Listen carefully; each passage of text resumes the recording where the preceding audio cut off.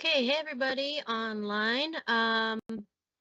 Looks like sorry, we were just sorting out a couple of details with logistics here. And we have a couple people in the room today, and I see a few people coming in, sifting through online.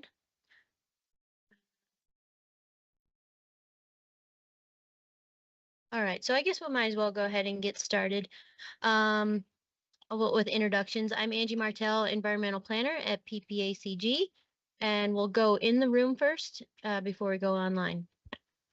Good afternoon, Jared Werner, PPACG.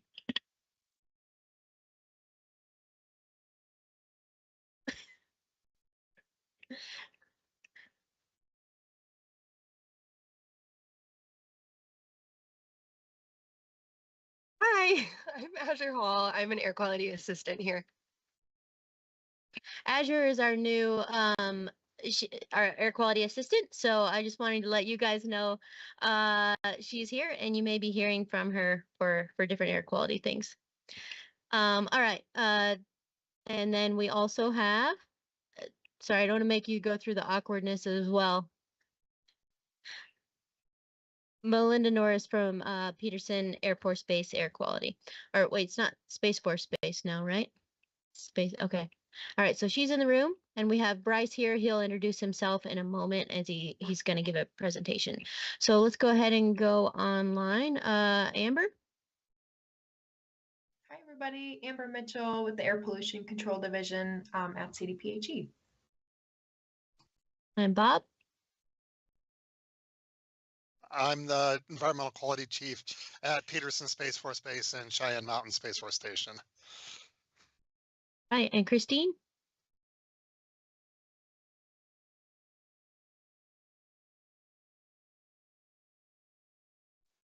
Sorry, having some trouble unmuting. I'm Christine Bierman. I'm a faculty member in Geography and Environmental Studies at UCCF. All right, Dina?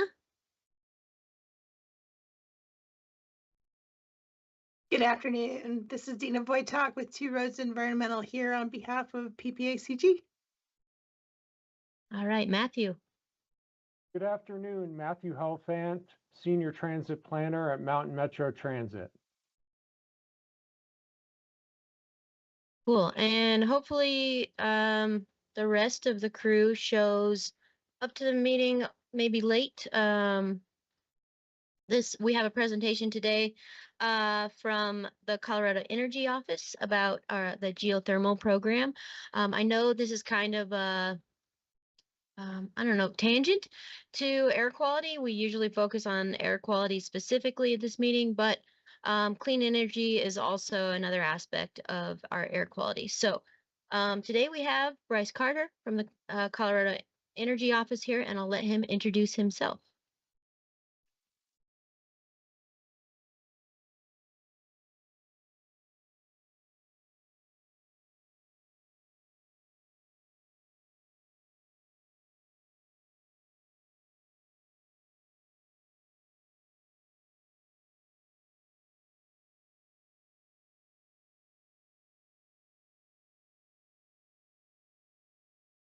Hey, Angie or Jared.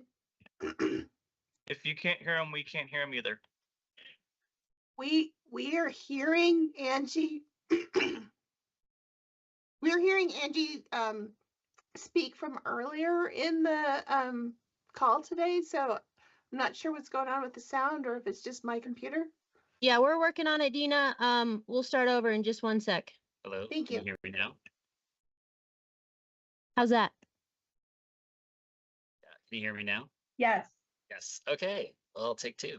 Well, hi, everyone. My name is Bryce Carter. I am the Geothermal Program Manager at the Colorado Energy Office. So I oversee our incentive program and can talk a little bit more about how geothermal technologies are emerging across our market, both for electricity as well as heating and cooling systems. And so with that, I'm happy to dive in and talk a little bit about what this all is. Slide for the presentation. Great. Perfect. Will I be able to advance the slides, or do I just need to wave at you? Okay. No worries. Yeah, so I'm with the Strategic Initiatives and Finance team within the Colorado Energy Office. And so many of you probably know what we do, but our mission is to reduce greenhouse gas emissions and consumer energy costs by advancing clean energy, energy efficiency, and zero emission vehicles to the benefit of all Coloradans. And really, that's a holistic view on the economic, environmental, and community benefits within all the work of our mission. Great. So today, talk briefly about just some of the mission targets of the context of why geothermal energy is important. We'll talk about what is it in terms of its applications, as well as what can it do for our communities and the incentives that are applied to it, as well as our own working groups of what we've been doing with the Colorado Geothermal Market Assessment and upcoming summit as well. Great. So our mission targets, I imagine many of you are familiar with this. Next slide. Yep.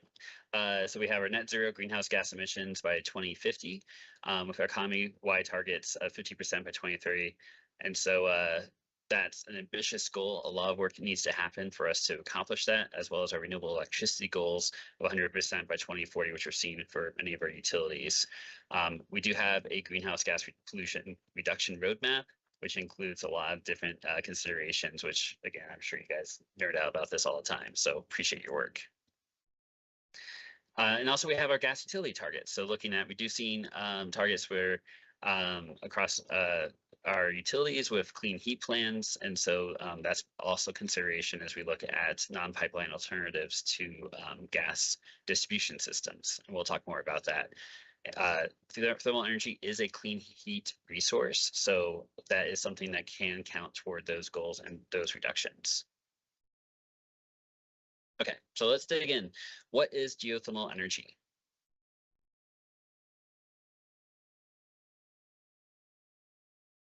Great. So when we talk about thermal energy, we kind of have different scales of what we're discussing. When you talk about really high temperature, a lot of people think just about electricity. That can be anywhere from 250 degrees Fahrenheit upwards to 600 to 800 degrees. That's often where you see that electricity generation considerations. There are companies that are able to produce electricity at lower temperatures as well. And that's basically through a binary power plant, which effectively uses a heat exchanger with a fluid that turns into steam at lower temperatures. Then you have direct use. So you have hot water that comes out of the ground and you're able to use that for direct heating. We see that for a lot of mountain towns, looking at everything from hot springs and spas, snow melting greenhouses, and other applications. And then we have geo-exchange networks or thermal energy networks. And those are essentially pipes of interconnected buildings using water, maybe some glycol, to be able to use the ambient temperature of the ground as essentially a thermal battery to help the efficiency of these systems operate and to cool our buildings in the summertime and heat them up during the wintertime. And we'll dig more into that.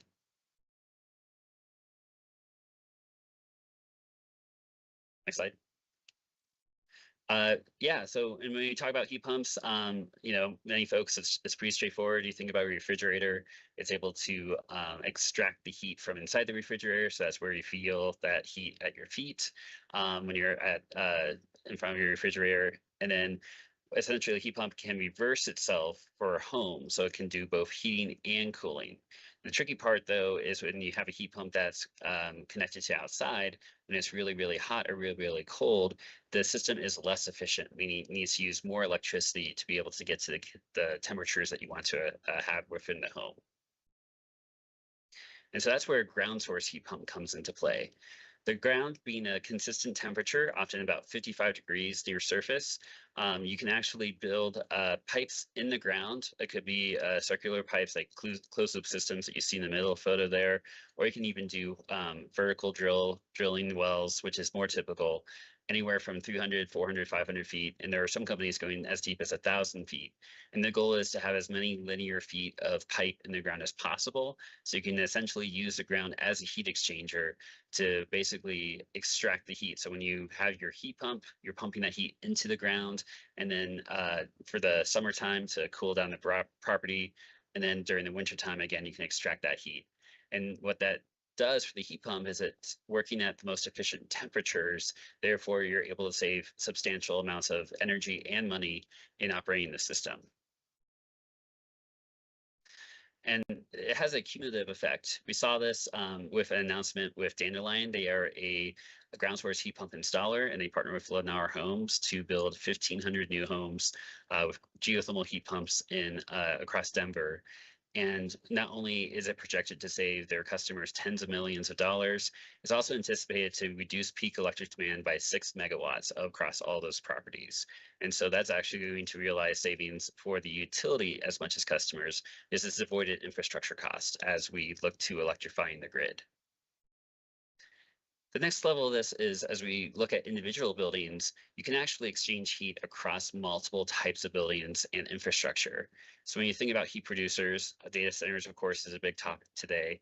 I think about different industries, power generation, and even sewage. In downtown Denver, they are looking at the potential of offloading hundreds of megawatts of thermal energy for heating districts based on just the fact that people take their hot showers and have hot temperature water going into the effluent that could be extracted and then reused. Hot springs, it could be a new revenue generator in terms of being able to support small communities, grocery stores. You think about all that refrigeration, same thing with ice skating rinks, all that heat that we just offset and release into the atmosphere can actually be captured and used as part of a thermal network. And that's everything from building heating, agriculture, industries, snow melt, you name it. And so as we look at the efficiencies of these systems, as you have more different users interconnected with multiple buildings, the efficiency goes up even further. At Colorado Mesa University, they have been operating their thermal energy network system since about 2007 and have continued to expand it. And not only have they realized savings for energy demand, natural gas reductions, which ties into air quality, as well as saving millions of gallons of water, they also are showing efficiency gain of basically up to 8.9 of a coefficient of performance. And what that means compared to just burning gas or direct resistance heating, that system at peak is about 9 times more efficient than just resistive heating. And so those are real tangible savings and impacts in terms of just that system, which can certainly be continued to expand into its neighborhoods and other buildings. And that has realized savings and student tuition reductions as well. And so that's really the value proposition of these systems, where it is a win-win-win in terms of many models that show similar takeaways from this. Brown Ranch is a planned community in Northwest Colorado. Currently, it's not being developed, but we are looking at the study as basically a case study of what we see across project types. And this graphic shows from the baseline, it's showing business as usual using gas infrastructure for the community. And so the green being the upfront cost, and then the blue being fuel cost. Next one is electrification. So it's less cost if you have a bunch of air source heat pumps, but the fuel cost can increase because of all that variable demand throughout the year. But the last one, it shows a ground source thermal energy network system. So it's interconnected buildings. There is a higher upfront cost. You're talking about heat pumps and piping infrastructure, but the savings and efficiencies of that system reduce that life cycle cost of that fuel. And so that's really where that value proposition is and can show savings over decades. And especially with incentives that are currently still in effect with the federal government, you can realize even more savings with that upfront cost. And so just to pivot a little bit as we talk about deeper geothermal energy and higher temperature geothermal energy, a lot of projects, you kind of see the stereotypical dry steam power plants, flash steam, where you see the steam close to surface turning turbines. And then, as I mentioned, there's the binary cycle power plants, which again brings up lower temperature water that can be exchanged with a heat, with a fluid that then can turn into steam at lower temperatures. And what's cool about that type of technology is that you don't even need to use water to cool down the system. You can actually use radiator fans effectively. And this is the image I took in near Reno, where you can see there is no water emissions. It's basically able to use the temperature differential from the high temperature heat to produce electricity. And we are seeing new emerging technologies are opening up opportunities all across Colorado. So enhanced geothermal systems, essentially EGS is systems that go deep into bedrock, and then they can fracture a new reservoir out of solid rock that's really at higher temperatures. And so we are seeing deployment of new technologies, and Vervo's been in the news a lot in terms of their success with their IPO, as well as a company, Occidental, worked with the federal government this year to achieve over 20,000 feet depth of demonstrating the drilling technology of these systems. And as you get to those deeper depths and technology makes it more accessible, it opens up opportunities for electricity production, especially in Colorado, really across the state, depending on the depth that you want to access. And so we are seeing new applications of what this could look like. CU Boulder did a study with our program with Ever to look at their downtown campus to produce not only electricity, but then leveraging that heat for a direct heating system across 3 of their 4 campuses. That study is now online, and it shows promising potential of demonstrating that technology. Obviously, though, we are talking about large amounts of investment. So being able to understand what that investment looks like, the cost savings or fuel savings over decades, that's part of the value proposition that a lot of these studies are demonstrating. We are also seeing a lot of mountain towns kind of looking at even behind the meter opportunities. So being able to use storage technology so you can pressurize these geothermal systems to retain energy, and then even use the residual heat for services such as snowmelt. Some communities are looking at electrifying their snowmelt systems at 5 to 8 megawatts worth of demand. So it has a huge potential to offset demand on the grid. But ultimately, this type of technology can be behind a meter, say for a data center. And again, that's an example of Vervo and other companies being able to look at producing electricity on site and even heat for industrial purposes, and looking at even heating systems in downtown urban areas. We also see a lot of potential with the oil and gas industry, utilizing existing infrastructure that brings up high temperature geothermal fluid. So it might be hydrocarbons, it could be wells are underproducing with mostly water, but either way, you can capture that heat with existing infrastructure and produce electricity. By the time you start to combine, say 5 or 10 of these wells, you're talking about megawatts of production potentially. And there was a study that was completed for the town of Pierce that looked at that opportunity that we funded. All right, so in the Colorado context, what can it do for Colorado? Next slide. So as we talked about the net zero emission goals of by 2050, including that renewable energy targets, what we see is that geothermal energy, where we're looking at heating and cooling all the way up to electricity, it does help us reduce peak demand on the grid and supports rapid grid electrification. It also supports a life cycle cost and predictable return on investment. So that's really reducing the energy burden in families, because you know exactly what that fuel cost is going to be tied to the electric grid, and being able to have that reliable thermal resource. It's also part of a tool of community resilience. So whenever you have extreme weather events, the heat stored underground and you having that heat pump be able to manage it, or the high temperature heat of a power plant tends to run more effectively when it's really cold. So again, it just shows there are opportunities for this energy. And of course, it provides consistent electricity resource. It has a high capacity factor, unlike variable renewable energy. Another thing is that we know we have over 33,400 miles of gas distribution pipelines. Our goals as a state are to help decarbonize those over the next several decades. So what does that look like? Unfortunately, as we talk about thermal energy networks, uses the exact same type of pipes as gas networks and similar workforce skills. A pilot project in Framingham, Massachusetts, it only took them 1 day to train their workforce to be able to install the thermal energy network piping. So it's definitely ready for that type of labor work today. Similarly, for deep geothermal projects, it's utilizing technology from oil and gas drillers, so being able to deploy that work directly into the geothermal market.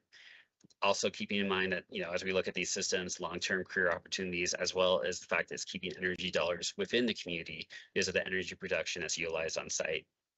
This also avoids stranded assets. So as we think about economic investments, it really allows us to minimize potential lost cost. So there has been several studies, including one that was done by the Energy and Carbon Management Commission. I'll show a few slides in a moment, showing that Colorado has one of the largest heat flow anomalies in the United States. So there's potential for multiple gigawatts of electricity and being able to access that high temperature heat. And as I mentioned, GLADE, which was a project in partnership with the Department of Energy as well as Occidental, they were able to achieve 2 boreholes as deep as 20,000 feet in 95 days. So those costs and installation for these systems is being reduced pretty quickly. And as we look at the transition of transmission capacity, again, just shows the opportunities that this energy source has for the grid. And so 2 years ago, Tavera and the Energy and Carbon Management Commission did a study and analysis of what data we have. And so this is a graphic just showing again where we know there is higher temperature heat versus lower temperature heat and the data that we know about it. Of course, based on the depth that you're able to access, the amount of heat that you can that you're seeking out, it just matters. It comes down to just needing to drill deeper. And so as those costs come down, again, it shows that economic opportunity for most of Colorado. Next slide. And so you can see here, this graphic is kind of showing what is that modeled heat resource at 16,000 feet. And this is kind of showing the minimum 250-degree Fahrenheit temperature needed to produce electricity. And most of that includes most of Colorado here. Now, of course, this data, you just don't know what the heat is at a specific site until you do a test well. And so we're excited in the years to come being able to demonstrate where that heat is and seeing where that emerging market occurs. And so I'll talk a little bit about the incentives that are helping facilitate this emerging market. So the residential credit for ground source heat pumps has expired, along with the solar and wind credits. But we are seeing some companies like Dandelion be able to leverage a commercial product for leasing of residential systems. And with all the net value, they're able to lease as low as $15 to $20 a month for a new ground source heat pump system.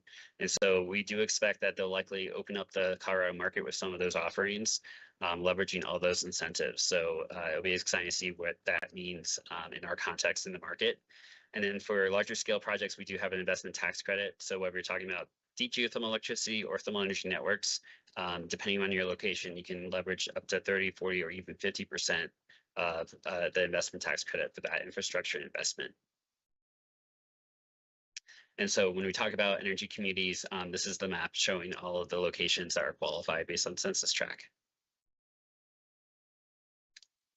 I won't go into detail of all of these, but we do have a variety of legislation that has passed in recent years, kind of helping usher along the emerging geothermal market, including the Clean Heat Framework, the grant program that I administer, tax credits, as well as regulatory body with the Energy and Carbon Management Commission. We also, legislation just was passed and will be signed by the governor soon to further clarify local government's ability to deploy thermal energy networks, as well as investigation with regulated utilities for deep geothermal projects, as well as data collection. So a lot of cool things are happening very quickly in the state. And then currently we do have incentives are open. We have an application period that is active through the end of June for the geothermal electricity tax credit offering. This is a merit-based refundable tax credit. So local governments are able to apply for this. And effectively it could be applied for 30 to 50% ITC up to $5 million per project. One of the local awards was Palmer High School, which we'll be doing a tour of in just an hour or so. And they were able to realize the $5 million to offset their thermal energy network construction. So definitely it's an exciting opportunity to be able to facilitate these types of systems. And we did just double the amount that was available from $35 million to $70 million as we look ahead with deployment of these tax credits. Additionally, there is a production tax credit for the electricity production of these systems, and that's effectively a tax credit reservation, so you'll be able to lock in that rate for 3 years. We also have heat pump tax credit, so it does accumulate in addition to that merit-based credit. So if you have per residential unit, you can get $2,000, and then per 4 tons of capacity for a non-residential building, the value of 2,000 still applies. And the way that's administered, next slide, please, is through the heat pump contractors themselves. This is intended to help facilitate the emerging market, helping HVAC contractors move into heat pumps and including ground source heat pumps. They would be certified through our office, and then they would be able to retain a percentage of that tax credit for their administration of it. Currently, it is about 66% of that $2,000. So this was back when it was 3,000. So whatever that 2,000, 66% of it is. And effectively that is intended again to help move the industry in that direction. The contractor can also move and provide that full credit to a customer if they would like. All right, so just to wrap up, very much this is a new market. We are learning a lot as deployment of these systems come into play. We have a variety of stakeholders from the oil and gas industry, national stakeholders, labor groups, looking at what does it mean for our communities in transition, recreation, and even looking at where we have pools, being able to use its heat sinks, opening up all sorts of new market opportunities. And so we've been facilitating a Colorado Geothermal Council with a variety of stakeholders, including the National Renewable Lab, or what are they now? The National Lab of the Rockies, and being able to help really workshop through a variety of questions on these technologies. So we have 10 working groups, over 100 people participating, and we will be releasing a geothermal market assessment of the state of Colorado within the next couple months. Next slide, please. And effectively, this is going to help establish some of our baseline data to show where the market is today. It's intended to provide further transparency and community trust across the state, support engaging technical frameworks. So as we learn best practices, how do we elevate that, as well as really challenge the private sector to step up and lead. And so these working groups, they include everything from technical learnings, workforce development, utility dialogues, financing opportunities, and community communications and engagement strategies. And so with all of this work combined, as of today, we have over $42.6 million that we have allocated. We do have an online incentive tracker, which you can find at geothermal.colorado.gov. And you can look up the 64 projects that have earned awards. But you can see truly it's all over the state that we are seeing not only studies, but as now the thermal energy network deployment. We've tracked probably 80 local communities looking into thermal energy networks, which is far and above what we've seen in any other state in the country. And so we've gained a lot of interest in collaboration nationally and internationally to really figure out how do we support the success of this market, understanding the value it can bring to our communities. And so with that, I'm happy to take questions. Again, my name is Bryce Carter. My email is there. And if you sign up for our newsletter, and before I forget, by this end of this year, so November 30th through December 3rd, we'll be at the School of Mines for a Geothermal Solutions Summit.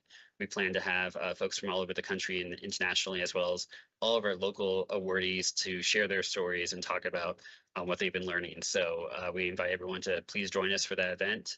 Registrations will start probably later this summer as we get going into the planning of that wonderful summit. And with that, happy to take questions.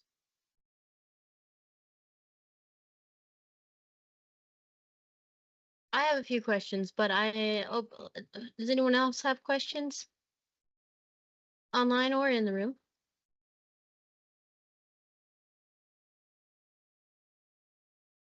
Okay, well, Bryce, thank you. It's a really awesome presentation. I learned a lot. I wish our utility folks were here because I'd like to hear their take on it. Usually they're here.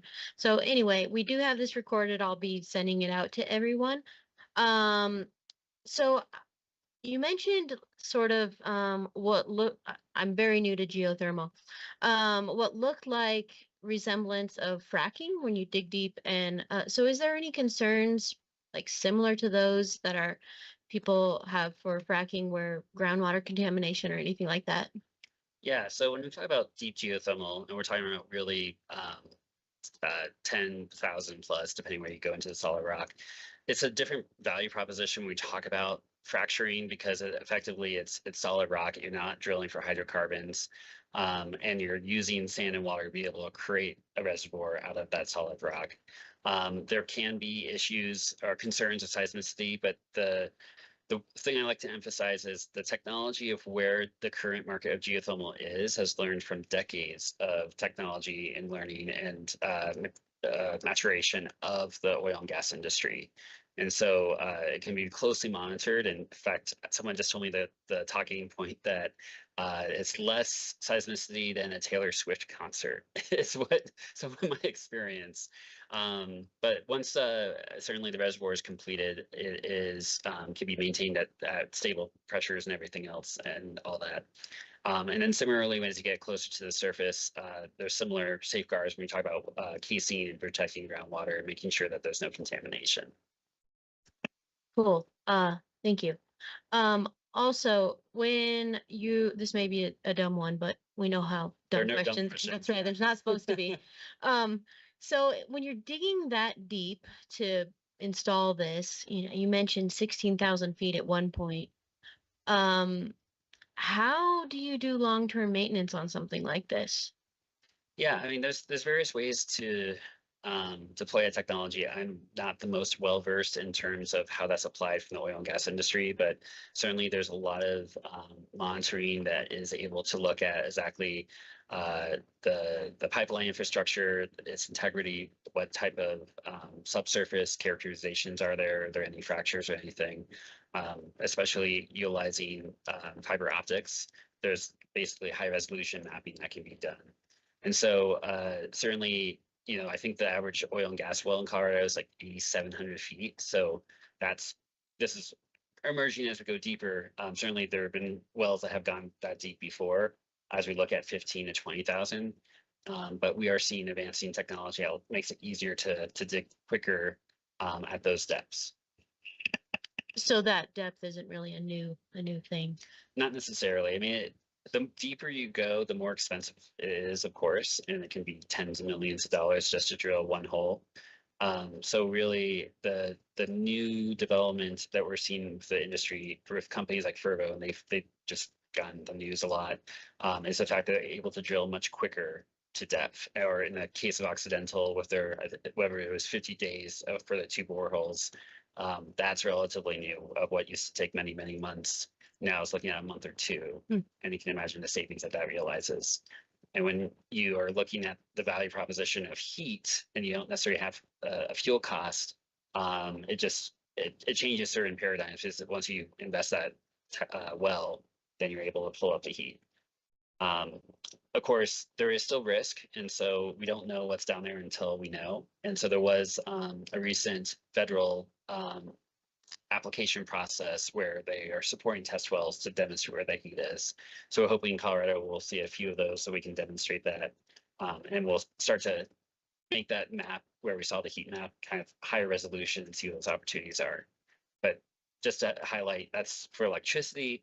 When we talk about heating and cooling, it could be close to surface, anywhere from 300 to 500 feet. And there's some communities, of course, you have hot water coming out as a hot spring. And so there's opportunities there to use that heat in other ways than just soaking in it. Okay, that's helpful. So I guess that gets to my other question. Do you see, are these projects, is the opportunity sort of like to do geothermal more project specific, or maybe more at scale, like utility scale? I guess it depends on that heat map. Again, the value proposition changes for the application. If we're talking about heating and cooling, it's different applications based on the weather patterns and the heating need. Is it cooling dominated, heating dominated, and what makes sense?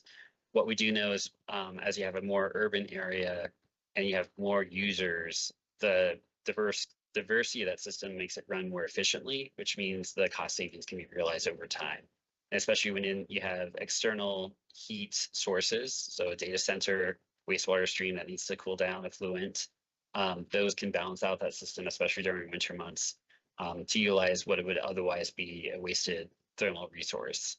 And so as we look at those savings, suddenly not having to worry about gas prices because you have the ability to use existing heat and the heat pumps. And so I think that's the new market, especially in that we're seeing a lot of utilities begin to look at that opportunity. A lot of local governments are looking at that. I know the town of Hayden in Northwest Colorado has been talking about being one of the first thermal energy network led communities. And then there was an NPR article nationally about Denver looking at this opportunity with their wastewater facility. Nice. Yeah, there's lots of really interesting projects coming up that I was seeing on your website. I guess last question, I don't know if you have a pulse on this. Is there general acceptance, maybe statewide, politically?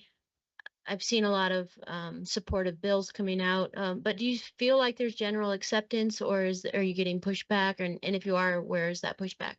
Yeah, I think for the lower temperature stuff, there's been a lot of bipartisan interest and support, and I think that map speaks volumes to show it's really across the state. For deep geothermal, I think there's a lot of news out there about data centers. There's a lot of news about geothermal and deep well drilling in terms of oil and gas. And so I think it's just being able to make sure there are community conversations to understand, what this is, what this isn't, and its applications. And so for the most part, we've seen a lot of support. We've seen some reservation. That's totally fair for some communities that are wanting to protect their natural heritage and everything else. And so fortunately, the footprint of these systems are relatively small. They don't need a lot of land. And so I think, again, we'll see different applications across different communities. And that's part of the emerging market to see how they best can take advantage of the technology. Nice. I appreciate you. You probably need a drink by now. Does anyone else online have questions? All right. Well, thank you, Bryce. We appreciate it. And just to remind everyone, there is a tour that Bryce is leading with the Palmer High School. Yep. Following this meeting at 2:30, and I sent everyone that invite, so you should have it. But if you have any follow-up questions, there's Bryce's info, and you can reach out to me as well. But thank you. Thank you all for the time.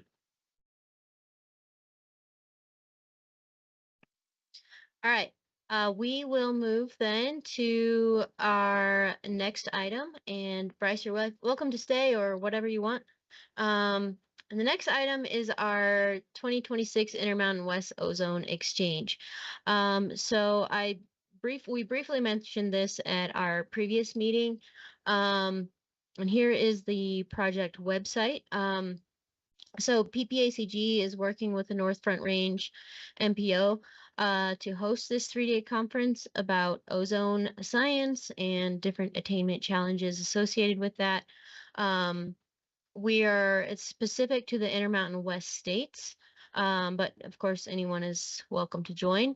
I am going to tap Dina to help me talk about this event. We're really, right now we have opened the call for abstracts, and you can see call for abstracts here is open. And then if you could scroll down a little bit to the sponsors, we've also opened our sponsorship. Yep, right there. Sponsorship, and if you scroll down a little more, we're accepting different sponsors at a few different levels. And there's the benefits that come with each sponsor level are posted here. So I can share the link to our conference website is in your meeting materials. There's a link there in the agenda. But so this is where we are with planning it. It's taking a lot. We don't have a ton of resources. We did receive $100,000 grant from the Air Quality Enterprise, and the door is open to potentially receive more money from that source, but TBD. So that's why we need sponsors as well. So Dina, do you want to share some information? That's what I've got for now. Yeah, I would just remind folks, we have talked about it as being in response to, hey, ozone's not responding at the monitors as we anticipated, given the significant reductions in human-made precursor pollutants. in recent years. And you've seen the graphs. We can pull that up if you'd like to see that. But that's true for not just Colorado, but that's true for Arizona and Utah and Nevada. All of those have non-attainment areas that are just struggling to come into attainment. And so they're all undertaking individual research projects, and there's no great place for them to report out what they're finding. So first of all, what they're studying, and then second of all, what they're finding. The last ozone conference that happened in this region was back in 2016, and air quality science has changed dramatically in recent years. We've got satellite data. You're doing all kinds of ground monitoring, mobile monitoring, as well as monitoring up in the air, and they're all comparing that. And so different modeling technologies, just all kinds of things. And so we really want to bring people together to talk about that research. But it's not just going to be talking about research. We're anticipating talking about what are the unique challenges in this area in the Intermountain West, as well as, trying to understand from an air quality management perspective, what do the planners think is going on in the area, and how does that relate to the research that's being undertaken in the area, and when might we find out more about that research, and going further beyond that to what are the innovative, unique, emerging issues in the area, whether it's understanding wildfire impacts or vegetation and other natural contributions in the area. So we're having to take a look at a number of different things. So anyway, Angie already shared the abstracts, the call for abstracts for you. I would just highlight that we're not just asking researchers to submit abstracts. Anyone can submit an abstract, and you don't have to be a researcher, and you don't have to be an air quality expert. But say if you are running, this great geothermal project that Bryce was just talking about, or you've got an interesting communications program that you're executing in your area, or you've got other unique programs that you're undertaking, whether mandatory or voluntary. We would love for you to consider submitting an abstract.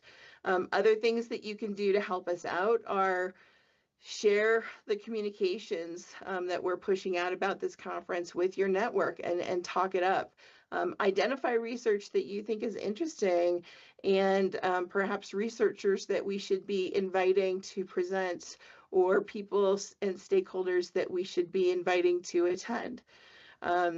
You can volunteer. We're looking for volunteers to help execute the conference, from sitting on panels and acting as moderators, but also at the conference. This is going to be a big conference. We're anticipating 500 people.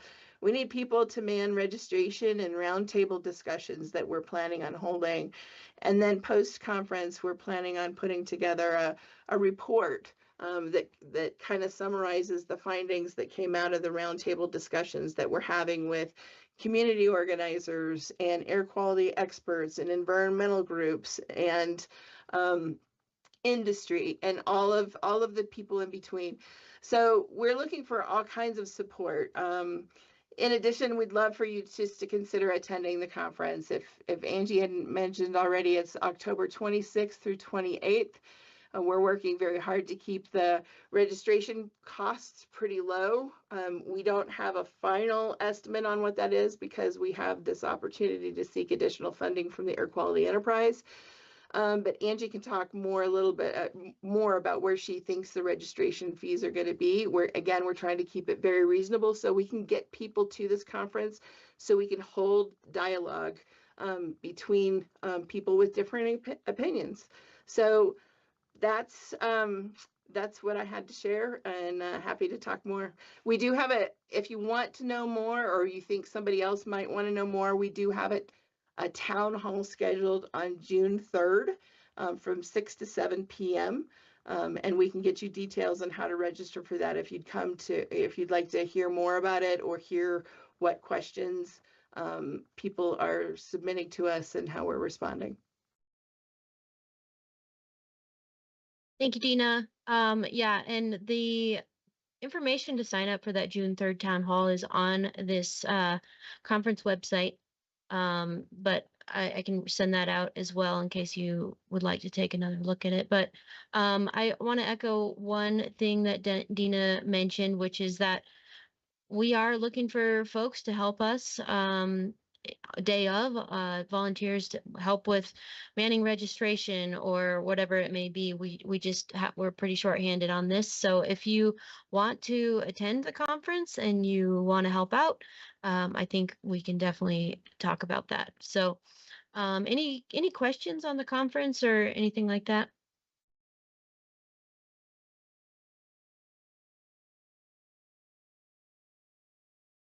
Okay, I've heard that that's a good sign that we were extremely clear and we covered all the details. So, all right, Angie, well, yeah, can go I ahead. just ask one question of people that are listening in? Does this sound like something that might be of interest to you?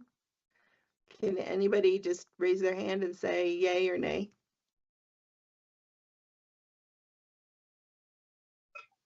Sure. Can you hear me? Yep. Okay. Yeah. It sounds of interest for sure. I'm not sure if I'll be able to be there, but I think the type of exchange this is, that seems like it really bridges like the science, policy, activism, all sorts of interested parties. I think that is a huge strength. And that's what like excites me about it, Definitely. And to that point, Christine, I know you're with UCCS and we're anticipating having a registration category, or I don't know exactly how it will look yet, potentially some sort of exchange for volunteerism to let students in as well. We'd like to have students there, so just putting that out there. That would be awesome. Keep me updated because I can help spread the word for students. I think not a lot, but I think a good handful of students would love this type of opportunity. Great. Yeah, we'll keep you updated. I will, with that, on this website, there at the bottom, if you could scroll down, there's that form. Scroll up to there. If you want to sign up for our listserv, I suggest going to our conference website and putting in your contact information here. We're not going to spam you. We're just going to keep you updated on the goings on of the conference. Anyone else want to respond to Dina's question? Is this interesting? Do you have suggestions for us?